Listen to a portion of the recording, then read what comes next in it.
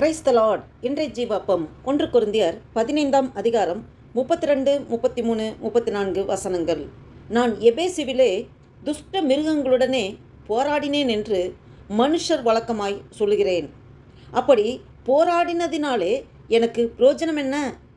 மரித்தோர் உயிர்த்தெழாவிட்டால் புசிப்போம், குடிப்போம், நாளைக்கு சாவோம் என்று சொல்லலாமே. மோசம் போகாதீர்கள். ஆகாத சம்பாஷணைகள் நல்லொழுக்கங்களை கெடுக்கும். நீங்கள் பாவம் செய்யாமல் நீதி கேட்க விழித்து கொண்டு தெளிந்தவர்களாயிருங்கள்.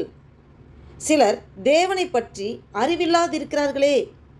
உங்களுக்கு வெட்கம் உண்டாக இதை சொல்லுகிறேன். அல்லேலூயா, ஆமென். இதை கேட்டுக்கொடுக்கிற நண்பு தேவ பிள்ளைகளே, அப்போஸ்தலனாகிய பவுல் கொரிந்துக்கு எழுதும் நிருபத்திலே எழுதப்பட்டதை நாம் வாசிக்கிறோம். நான் எபேசுவிலே துஷ்ட மிருகங்களுடனே போராடினேன் என்று அப்போஸ்தலனாகிய பவுல் சொல்லுகிறார். அந்த எபேசு பட்டணத்தார் அநேகர் அந்த துஷ்ட மிருகங்களுடனே போராடினேன். அப்போ அவங்களுடைய எண்ணங்கள், அவங்க திங்கிங்லாம் அவ்வளோ முரட்டாட்டமாக இருக்கும். அவ்வளோ ஒரு அவங்களுக்குள்ள ஒரு சாஃப்ட் நேச்சர் அந்த அளவுக்கு இல்லை. அதான் நான் எபேசுவிலே துஷ்ட மிருகங்களுடனே போராடினேன் என்று அப்போஸ்தலனாகிய பவுல் சொல்கிறார். மனுஷர் வழக்கமாக, இதை நான் மனுஷ வழக்கமாக சொல்கிறேன். அப்படி போராடினதினாலே எனக்கு பிரயோஜனம் என்ன? நான் உங்களோட போராடினேன், இதனால் என்ன பிரயோஜனம்? மரித்தோர் உயிர்த்தெழாவிட்டால், இது பிரயோஜனம் என்ன? மரித்தோர் உயிர்த்தெழாவிட்டால், ஆண்டவர் இயேசு கிறிஸ்து மரித்தார், 3ஆம் நாள் உயிரோடு எழும்பினார். அவர் உயிர்த்தெழாவிட்டால் என்ன சொல்லுவோம்? புசிப்போம், குடிப்போம், நாளை சாவோம் என்று சொல்லலாமே என்று ஒரு கொஸ்டினபிளாக பேசுகிறார். அடுத்ததாக ஒரு ஆலோசனை கொடுக்குறார், ஒரு அட்வைஸ் கொடுக்குறார்.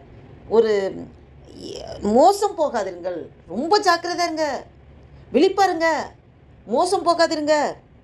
ஆகாத சம்பாஷணைகள் நல்லொழுக்கங்களை கெடுக்கும். தேவையில்லாத பேசிக்கிட்டு, தேவையில்லாத அரட்டடிச்சிட்டு, இஷ்டத்துக்கு வாயின் வார்த்தைகள்லாம் இஷ்டப்படி பேசிக்கிட்டு, நமக்கு யார் யார்கிட்ட துன்மார்க்கரோட ஆலோசனை செய்யாமலும், பாவிகள் வழி நில்லாமலும், பரியாசக்கார உட்காரும் இடத்தில் உட்காராமலும் என்று சொல்லப்படுகிறது. துன்மார்க்கருடைய ஆலோசனை நடவாமலும், பாவிகளுடைய வழி நில்லாமலும், பரியாசக்காரர் உட்காரும் இடத்தில் உட்காராமலும் என்று சங்கீதம் 1:1 அழுத்தம் திருத்தமாக தாவீது ராஜா சங்கீதம் அவர் எழுதினது அது சொல்லியிருப்பார் பாருங்க. அப்போ மோசம் போகாதீர்கள், ஆகாத சம்பாஷணைகள் நல்லொழுக்கங்களை கெடுக்கும். அப்படிப்பட்டவர்களோட நீங்கள் சேராதீங்க, அப்படிப்பட்டவர்களோட நீங்கள் ஐக்கியம் வைக்காதீங்க. அன்பு இருக்கலாம், ஆனால் ஐக்கியம் வைக்காதீங்க. அவங்களோட புசித்து குடித்து உறவாடி அவங்களோட இஷ்டத்துக்கு டைம் ஸ்பெண்ட் பண்ணி தேவையில்லாதெல்லாம் பேசி சொற்களின் மிகுதினால் பாவம் பெருகும் என்று சொல்லப்பட்டிருக்கிறது. அப்படிப்பட்டவர்களோடு நீங்கள் ஐக்கியம் கொள்ள வேண்டாம். அதை தான் மோசம் போகாதீர்கள், ஆகாத சம்பாஷணைகள் நல்லொழுக்கங்களை கெடுக்கும்.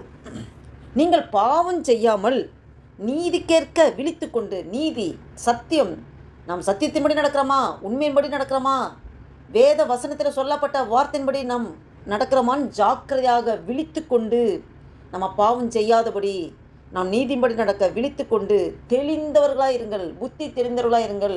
இருதயத்திலே சிந்தனையிலே தேவனுக்கு பிரியமானபடி நடக்கிறதற்கு தெளிவாய் இருங்கள், தெளிந்தவர்களாய் இருங்கள் என்று சொல்லப்பட்டிருக்கிறது.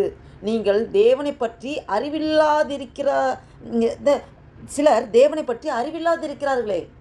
ஏன் இந்த தெளிவோட ரொம்ப ஜாக்கிரதையாக இருக்கணும்னு சொல்கிறாருன்னா, சிலர் தேவனை பற்றி ஒரு அறிவில்லாமல் இருக்கிறாங்க, ஒரு உணர்வு இல்லாமல் இருக்கிறாங்க. உங்களுக்கு வெட்கம் உண்டாக இதை சொல்லுகிறேன் என்று சொல்லுகிறார். அப்போ நம்ம ஜாக்கிரதையாக இருக்கணும். சிலர் தேவனை குறித்து அந்த அறிவு இல்லாமல், ஒரு உணர்வு இல்லாமல், தேவனுடைய மகத்துவம் என்னன்னு தெரியாமலே இருக்கிறாங்க. அதனால் நம்ம அவர்களோடு பழகும்போது, பேசும்போது, பழகும்போது நாம் மோசம் போகாதுங்க. அவங்களோட நம்ம மிங்கிளாகும்போது நாம் மோசம் போகாது இருக்க வேண்டும். ஆகாத சம்பாஷணைகள் நல்லொழுக்கங்களை கெடுக்கும். நீங்கள் பாவம் செய்யாமல் இருக்கணும், நீதி கேட்க, சத்தியத்தின்படி என்ன சொல்லப்பட்டிருக்கிறதோ அதன்படி நடக்க நீங்கள் ரொம்ப ஜாக்கிரதையாய் விழிப்போடு கவனமாக இருக்க வேண்டும் என்று அநேக ஆலோசனைகளை அப்போஸ்தலனாகிய பவுல் கொடுக்கிறார். இதை கேட்டுக்கொண்டிருக்கிற நண்பு தேவ பிள்ளைகளே, உங்களோடும் என்னோடும் அப்போஸ்தலனாகிய பவுல் ஆவியானவர் ஏவுதன்படி எழுதப்பட்ட வார்த்தைகள் இப்போது ஆவியானவர் உங்களோடும் என்னோடு பேசி கொண்டிருக்கிறார். நாம் இந்த பூமியிலே அநேகரோட நாம் மிங்கிளாகிறோம். அநேகர் ஆண்டவரை அறியாதவர்கள், ஆண்டவரை பற்றி ஒரு உணர்வே இல்லாதவர்கள், அறிவில்லாதவர்கள், ஆண்டவரை பற்றி அந்த மகத்துவத்தை, அது அறிவுத்தன்மை இல்லாதவர்கள், அநேகர் இந்த பூமியில் வாழ்ந்து கொண்டிருக்கிறார். அனுதினமும் நாம் பேசும்போது, பழகும்போது, உறவாடும் போது, நம் வேலை ஸ்தலத்திலோ, நம்மளுடைய குடும்ப உறவுகளையோ, இல்லை தெரிந்தவர்கள், தெரியாதவர்கள், அறிமுகமுள்ளவர்கள், அறிமுகமில்லாதவர்கள், எத்தனை பேரோட நம்ம அன்றாடம் பழகுகிறோம், பேசுகிறோம், டைம் ஸ்பெண்ட் பண்ணுறோம். அப்போ நாம் எப்படி விழிப்போடு இருக்க வேண்டும், ஜாக்கிரதையாக இருக்க வேண்டும். நான் எபேசிலே துஷ்ட மிருகங்களுடனே போராடினேன். மனுஷர் வழக்கமாக இதை சொல்கிறேன். அப்படி போராடினதுனால எனக்கு பிரயோஜனம் என்ன? நான் போராடினேன். அப்படிப்பட்ட மனுஷர்களும் நம்முடைய வாழ்க்கையில் மிங்கில இருக்காங்க. நம்மளுடைய வாழ்க்கையில் அனுதினமும் ஒரு சில பேர் அந்த மாதிரி துஷ்ட மிருகங்களோட போராடுற மாதிரி நமக்கும் அந்த போராட்டங்கள் வரும். ஆண்டவர் இயேசு கிறிஸ்து மரித்தோர்லேருந்து உயிர் தள்ளாவிட்டால் நம்மளை விடுவிக்கிற யாரும் கிடையாது. நாம் இப்போது அந்த இரட்சிப்பின் அனுபவத்துக்குள்ளே வந்திருந்து ஆண்டவர் அன்பை ருசித்தவர்களாக ஆண்டவர் நமக்கு கொடுக்கப்பட்ட இந்த சத்தியத்தின்படி நாம் நடக்க உண்மையாய் ஓடும்போது தேவன் நம்மளை பாதுகாக்கிறார். அப்போ நம்ம எப்படி இருக்கணும்னு சொல்கிறார். ஜாக்கிரதை உள்ளவர்களால் மோசம் போகாதுங்க. நீங்கள் உங்களுக்குன்னு இருக்க ரட்சிப்பை இழந்து போயிடாதீங்க. ரட்சிப்பு அனுதினமும் நம்ம ரட்சிப்பு நிறைவேற பிரயாசப்படணும். ரட்சிப்பு ஒரு டைம் நடந்து முடிந்து போகிற காரியம் அல்ல. இறுதி வரை நிலை நிற்போனே ரட்சிக்கப்படுவான் என்று சொல்லப்பட்டிருக்கிறது. அப்போ நம்ம ஆகாச சம்பாஷணைகள் நல்லொழுக்கங்களை கெடுக்கும். நமக்கு இருக்க நல்ல கேரக்டரே அதை மாற்றிடும், சுபாவத்தை மாற்றிடும். அப்போ ஆகாத சம்பாஷணைகள், தேவையில்லாத பழக்கங்கள், தேவையில்லாதவர்களோடு அதிகமாக மிங்கிலாவது, அதெல்லாம் விட்டு விடுங்கள், ஒழித்து விடுங்கள், விலகி விடுங்கள். தீமையோடு எதிர்த்து நிற்க வேண்டாம். அந்த தீமைக்கு விலக்கி இருங்க. பாருங்க, நீங்கள் பாவம் செய்யாமல் நீதி கேட்க விழித்து கொண்டு, நாம் பாவம் செய்யாமல் ரொம்ப கவனமாக நீதிபடி நடக்க வேண்டும், சத்தியத்தின்படி நடக்க வேண்டும். அதில் நம்ம விழிப்பாக இருக்கும்போது நம் பாவத்திலிருந்து அப்படியே நாம் விலகி வாழ்கிறவர்களாக இருப்போம். ஏன்னா சிலர் தேவனை குறித்து அறிவில்லாதவர்களாக இருக்கிறார்கள். நம்மளோட அனுதினமும் பழகிறவர்கள் தேவனை குறித்து அந்த அறிவு இல்லாமல் இருக்கிறாங்க. அப்போ நம்மளுடைய வாழ்க்கை பயணத்திலே நாம் எப்பொழுதுமே ஜாக்கிரதை உள்ளவராக இருக்க வேண்டும். இதை கேட்டுக்கொண்டிருக்கிற என் அன்பு தேவ பிள்ளைகளே, நாம் அர்ப்பணிக்க வேண்டும்.